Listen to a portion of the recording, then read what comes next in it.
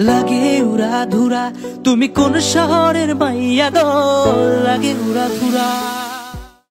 দেশের সম্প্রতি বন্যা পরিস্থিতিতে সাহায্য সহযোগিতার হাত বাড়িয়ে দিয়েছেন সকল শ্রেণী পেশার মানুষ।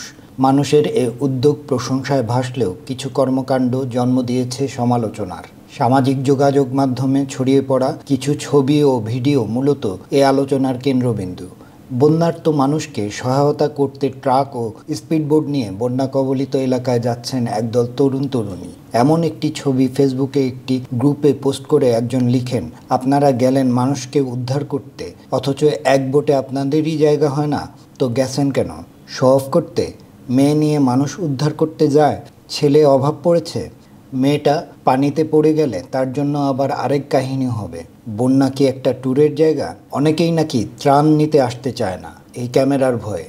কে আবার কখন ছবি তুলে ভিডিও করে আপলোড করে ফেলে।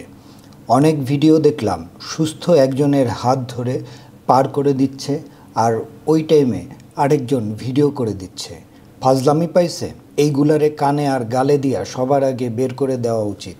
ভার্চুয়াল মাধ্যমে আর একজন লিখেন, শো অফের জন্য ফেনী আসেন না। ফেনীর মানুষ পরিস্থিতির শিকার, কেউ ফকিন্নি না। এটা কোনো হাওড় বা পর্যটক স্পট না।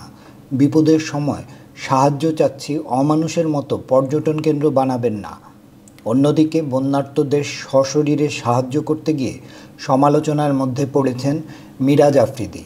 এমন পরিস্থিতিতে নিজের দুটি হাত না থাকার পরেও প্রতিকূল পরিস্থিতিতে যাওয়া ঠিক হয়নি বলে অনেকে মন্তব্য করেছেন।